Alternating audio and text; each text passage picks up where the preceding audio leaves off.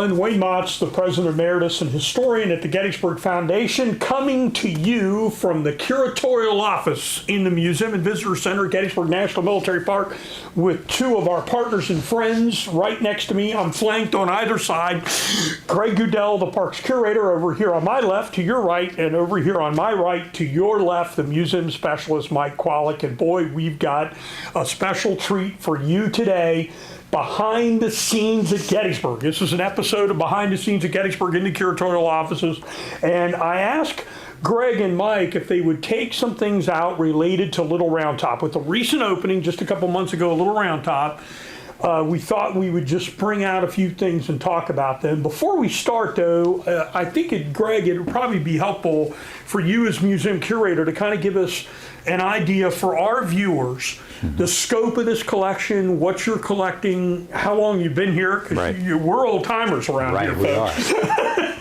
We've been here a while. Why don't you tell us a little bit about the purview, because it is behind the scenes. There's not a lot of people that see this. We've got a wonderful museum here. We've got a tremendous, the best collection of Civil War artifacts, I think, in the whole world, in my opinion. I might be a little biased, but Greg, we'll let you weigh in on that. Why don't you tell us about that? Sure. Well, the collection itself contains over 1 million pieces, and they range anywhere from our largest artifact, which is the cyclorama painting, all the way down to photographs of that size and bullets and buttons and fragments from the battlefield. The Gettysburg Foundation, of course, as you know too, has a collection as well, the Civil War Museum of Philadelphia, that they hold. And both of those collections really kind of run the gamut of Civil War history, from everywhere from arms and equipment to letters and diaries to battlefield artifacts that have been picked up in the intervening 150 years. And what's nice about that collection, the collection that we have here, is that it speaks not only to the Battle of Gettysburg, it speaks to the larger Civil War, it also speaks to the founding and commemoration of the park in the 19th and early 20th centuries, the reunions that have happened here in 1913, 1938. So there is a very nice, broad breadth of material that helps us to not only tell the story of the Battle of Gettysburg, manage the battlefield, but most critically for the visitors to this building, helps us to populate in a very meaningful way the exhibits upstairs. And thanks to the good work that Mike does and museum technician that's here, Jennifer Weaver, as well, who's not with us, but an integral part of what's going on down here. So we want to give her a shout out, Greg. And just want to make sure everybody understands that. We've got temporary exhibit upstairs, a rough course life. If you haven't seen it, you want to get up and see it. There's a temporary exhibit right now on Little Round Top of artifacts that were found up there related to that. Right. And then there's the permanent exhibit space, which contains, and correct me if I'm wrong, Greg, about 1,000 items. And you just mentioned we've got 1.5 million that are here. But the scope of this would generally be Gettysburg, right? I mean, that's going to be the scope of what's collected. And we have non-Gettysburg things here. Correct. Gettysburg's going to be principally the scope of this. Yeah, our main collecting focus now at Gettysburg is the battle campaign aftermath.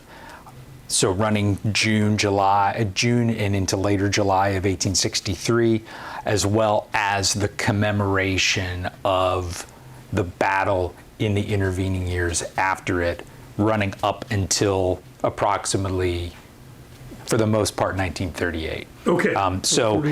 We're also collecting.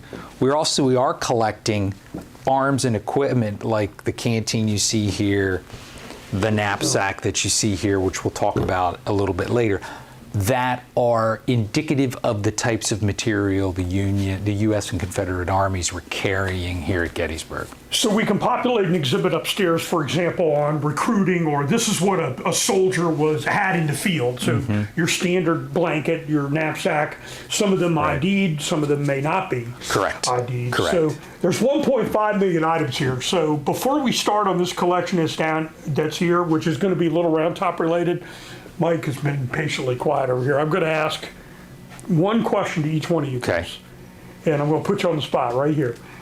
What is your favorite artifact? There's 1.5 million. Someday we're going to come back and maybe we'll get, if it's small enough to pull out. Right. But Greg, what's your favorite artifact in the whole collection, do you think? Oh, all the ones you've seen. I have one, and it's very unique.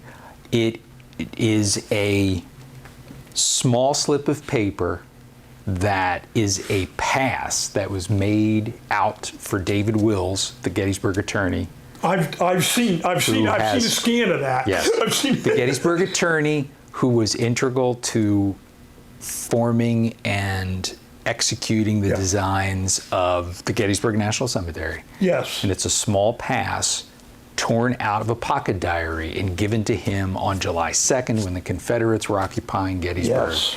And allowed him to pass through the lines. I saw a scan of this. I don't think I've seen the original because they keep a scan of that at the Wills house. And it's Sandy Pendleton of Richard Ewell's staff, William Nelson Pendleton's son, who's later killed in the war. Right. So that's a famous, wow. So that's your favorite? That's my favorite artifact of all those things, yes. Wow. Okay, Mike, what's yours? Mine's a bit more personal. I was in grad school. I was doing my master's thesis on a collection we have back there in storage on Lieutenant William J. Fisher, who serves in the 10th U.S. Regulars, and he's shot and killed here during the Battle of Gettysburg. Who's on Little Round Top and moves down into the wheat field, and we did a Museum Monday segment, I think. We did. On the Fisher case, so you got to go look. Everybody has to go look that up. But that's all the items in that group. All that collection, but most tangible is the temporary body tag that was actually on him, and that serves as a reminder of his sacrifice and what so many went through here at Gettysburg, and families too, trying to come back and retrieve their loved ones and so forth.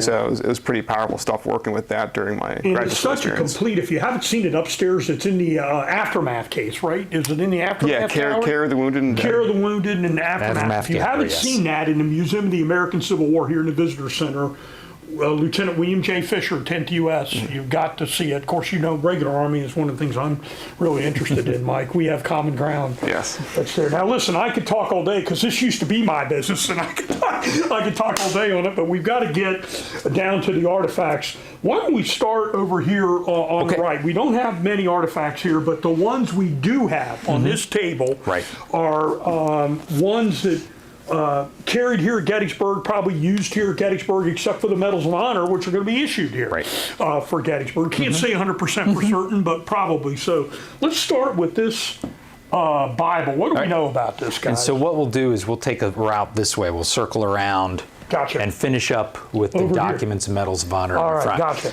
So what we have here is a pocket Bible that was an inscription where it was given to a soldier, David Vance, by his wife Jane Vance, February 9th, 1863.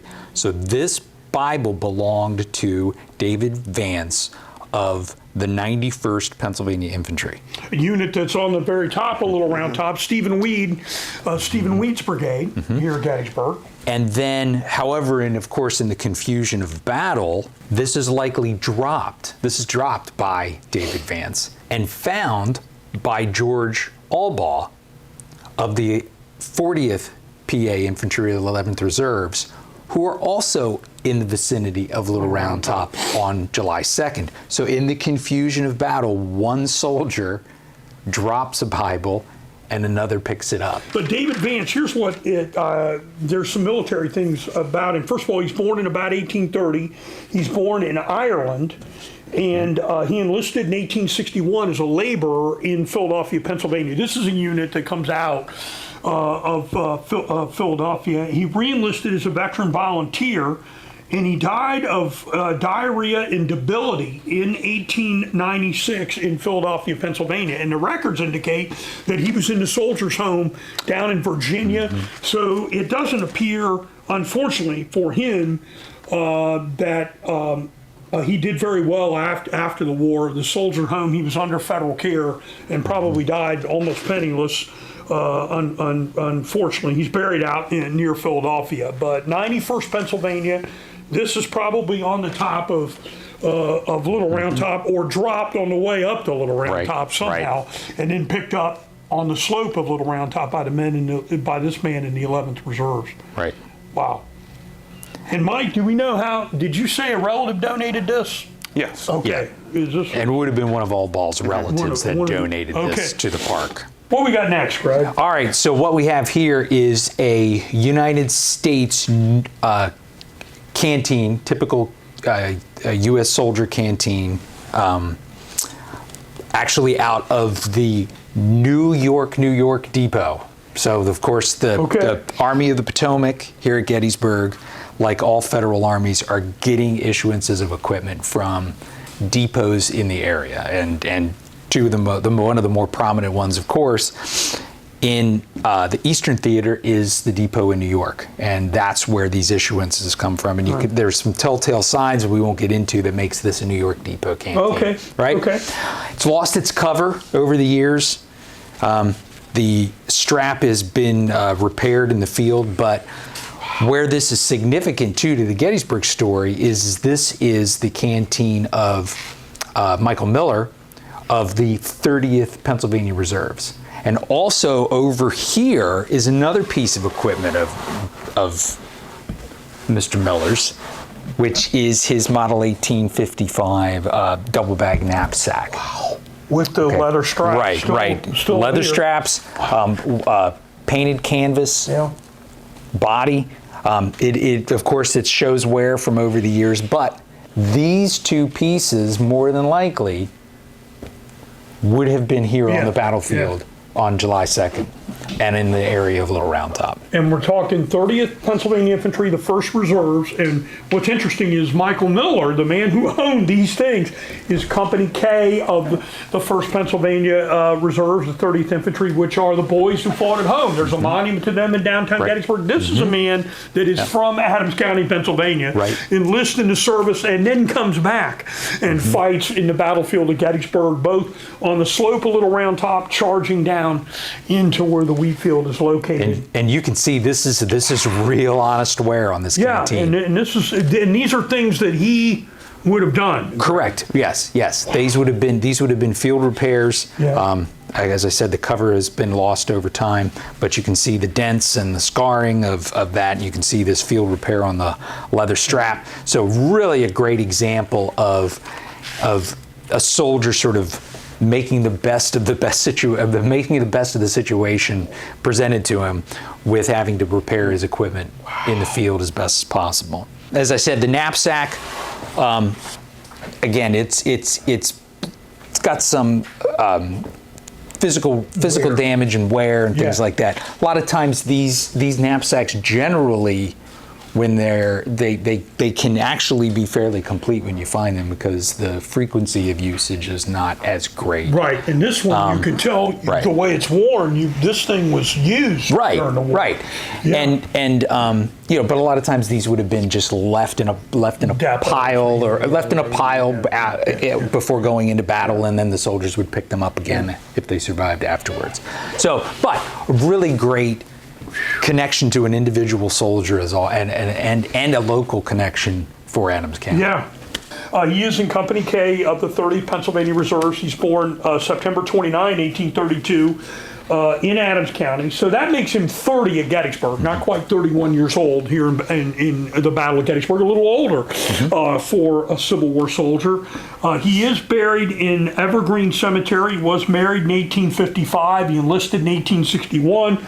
He's a corporal 62 and a sergeant in 1863. So he's a sergeant here in the battle, and he's wounded, at least according to the records, a slight wound, it appears, at Spotsylvania, where a bullet struck his belt plate.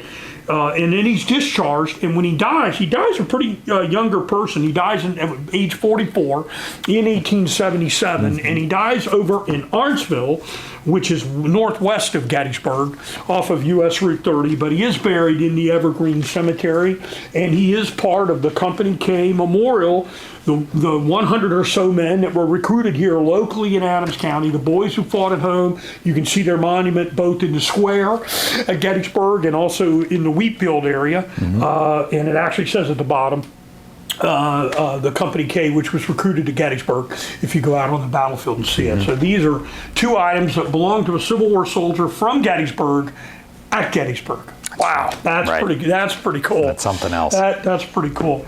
All right, we've got a carte de visite All that's right. over here. Let's take a look at this one. So this one is another very interesting piece. Identified. This is George Markle of the 155th Pennsylvania Infantry.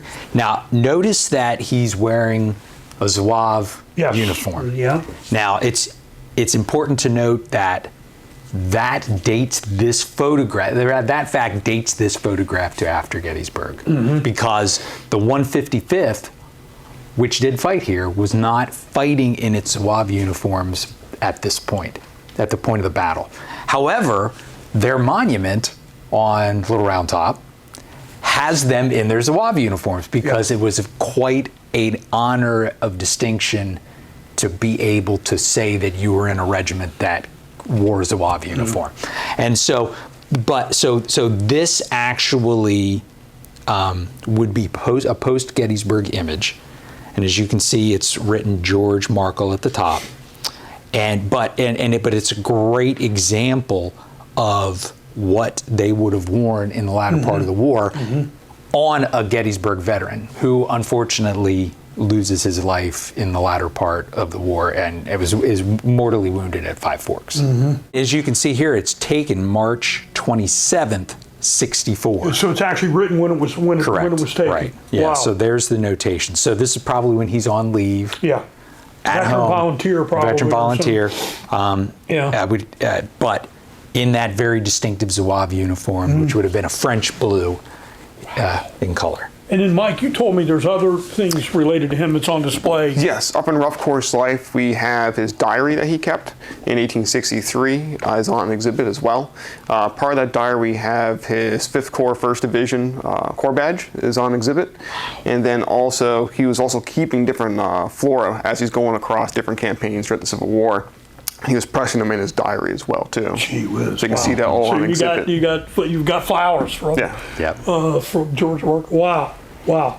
Fantastic. So another soldier at Gettysburg. And I wrote a little bit. Let me see what I have on him, Greg. So I have that he's born April 19, 1832. That would make him 31 years old here. Once again, a little older as a soldier. And you have that he was mortally wounded. Unfortunately, this poor soldier was mortally wounded at the Battle of Five Forks, which is April 1st, 1865. 8 days. Lee surrenders 8 days later. Yeah. And this soldier is wounded basically 8 days before the end of the Civil War, and he dies after the surrender. Right. He dies on April 13, unfortunately, 1865. Right. Unfortunately. And there is a stone for him. So I'm not sure his body's there, but there is a stone for him I found online at Find a Grave at the Millgrove Cemetery, Westmoreland County, which is right over by Pittsburgh, of course. Westmoreland County, Pennsylvania, just east of Pittsburgh. So there is a stone for him in the local cemetery there. So a soldier at Gettysburg, photographed probably while on leave 1864 from Pittsburgh. And we'll make sure we get some close-ups. Sarah will work in and get some close-ups on it. Now, the last set that we've got here relate to the Medal of Honor, which was started because of the Civil War, created in the Civil War. 64 of them issued here in the Battle of Gettysburg, with the last one being Alonzo Cushing posthumously in 2014. And that one, if you want to know a little more about it and see pictures of it, Greg and Mike gave us pictures, and we cut it into our video for the Wall of Faces episode we did on Raleigh W. Martin of the 53rd Virginia and Alonzo Cushing. We did the two of them because they were up against each other during the time of the battle. So the Park collection has medals of honor here in the collection, and these medals that are on the table in letters relate to a recipient here in the Battle of Gettysburg. Mike, do you want to comment a little bit on them? What a fascinating thing. We've got two. These are original medals from the Civil War, so go ahead. So up here we have two medals, two different versions. We have the model 1896 version of the Medal of Honor. The recipient of this is Wallace W. Johnson. He's going to serve with the 6th Pennsylvania Reserves, or the 35th Pennsylvania. He received this Medal of Honor for his actions on July 2nd. When the Pennsylvania Reserves are going down the slopes of Little Round Top and pushing at Wofford's, Georgians, down towards the Wheatfield and base of Little Round Top. What's going to happen is that a band of guys from the 6th Pennsylvania Pennsylvania reserves are going to then go into a log cabin that was on a John Weichert farm. It's no longer there now. Althoff, he destroyed the log cabin after he purchased the property. Yeah. But these gentlemen are going to go in there and they're going to remove Confederate sharpshooters who are actually shooting at them in their right flank. For that, they will receive the Medal of Honor, each person for that actual party. And then we also have on the table too is then the 1904 version of the Medal of Honor. That's the Gillespie version Medal of Honor, and Wallace would have been a recipient of both of these.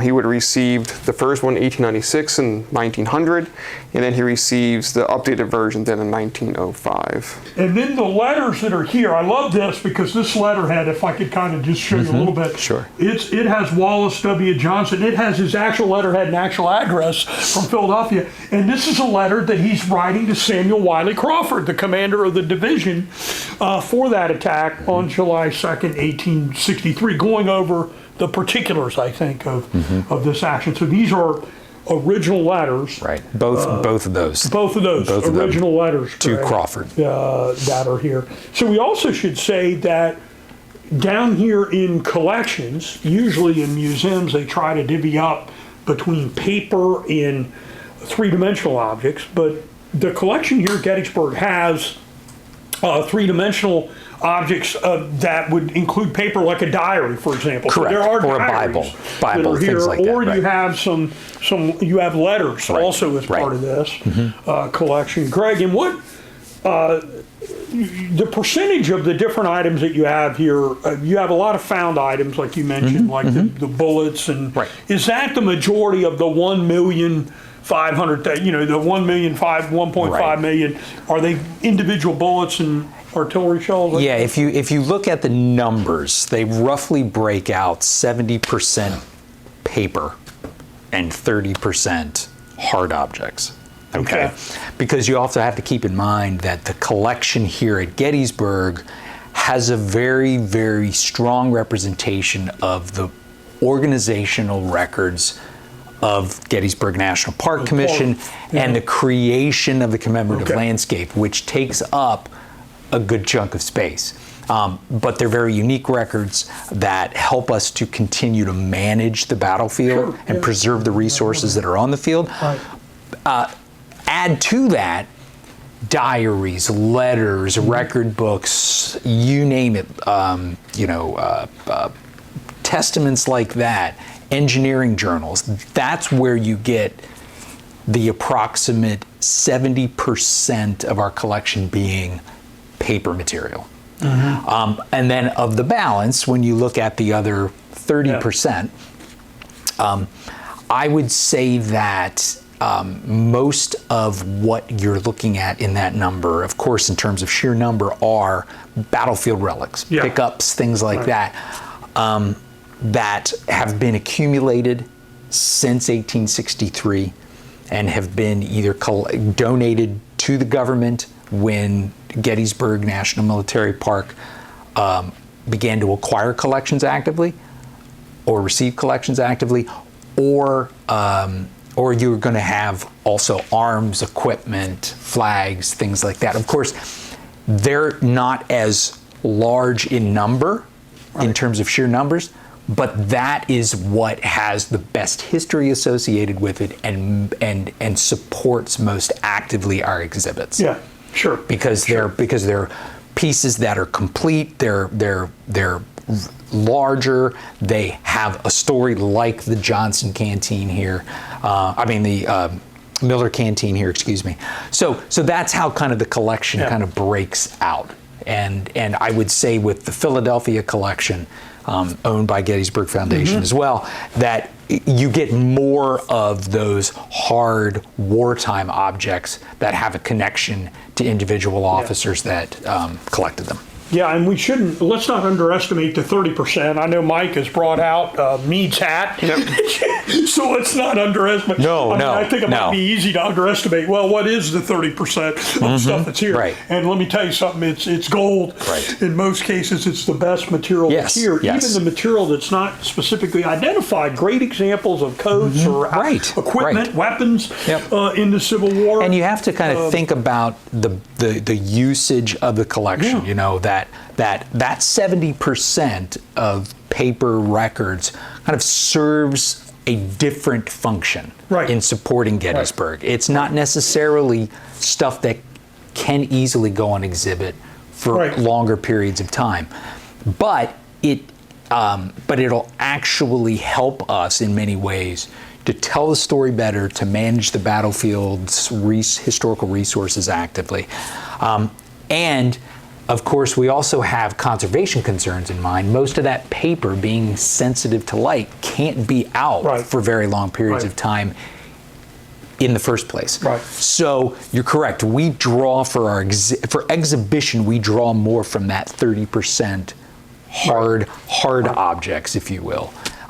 But they have sort of the best impact in telling the Gettysburg story in a museum environment. Yeah, and if you go upstairs, like some of the materials that Mike and Greg and Jennifer, when they work on exhibits, putting exhibits, especially the paper materials, you'll see scans because they're exposed to light. Everybody, we need to do a whole segment. We got Sarah behind the camera on why is the museum dark, and we're going to do something on that, Greg, because our people are always asking, wait a minute, why is it so dark? Because we've got letters written here from a Medal of Honor recipient, Sam McCarver. We don't want that fading out. No. So many of the things you're looking at are scans. And boy, I've been in museums, including this one, where you can't tell. You can't tell whether you're looking at the scan or you're looking at the original. It's that good. So a lot of these paper objects, they don't keep out for long periods of time. For that reason. We've said it with Chris Gwynn, we said it with Caitlin when we were at the Wills house. You want Greg and Mike's job. This is the job you want, everybody, because you're here and you're holding these original items that were back. How would you like to hold the Medal of Honor at Gettysburg? And that was your job every day. And your job was to take care of these things. And I don't want to underplay the importance of what Greg and Mike and Jennifer and the folks do down here in the curatorial services department at the Gettysburg National Military Park, because they got to take care of these things. These are the last treasures related to the American Civil War. They deserve to be preserved just as much as every inch of land out there on this battlefield. And it takes a group of people and it takes funds, including our donors, to help on that. So I just want to say, if we can, and recap, guys, I want to thank you both very much for being with us, for laying out these precious objects associated on or near Little Round Top. David Vance's Bible, Michael Miller of the 30th Pennsylvania, his canteen, knapsack, photograph of Markle, Medals of Honor of Wallace Johnson. And Johnson died in 1911, by the way, over by near Philadelphia. These letters are dating to 1887, and as Mike has mentioned, in 1896 and 1904 design. 20 years old in the Battle of Gettysburg. 20 years old. And a recipient of the Medal of Honor for July 2nd, 1863. And the Medal Award dates to 1900. It's 1900. But I can't thank you guys enough for coming out here and be part of this behind the scenes at Gettysburg in the curatorial offices at the Gettysburg National Military Park. We appreciate it. And we hope this is just round one. We want to have some other volumes, Greg. Absolutely. And we want to do it. But we thank you and Mike for your time. Well, thank you for coming down all this out. We thank Sarah behind the camera. And we thank all of you. If you enjoy these things, be sure to like them, be sure to pass them around, be sure to keep up with us on social media, and by all means, help us. You can join the foundation online. You can help preserve these things, help us as the Gettysburg National Military Park and Eisenhower National Historic Sites philanthropic partners. So thanks very much.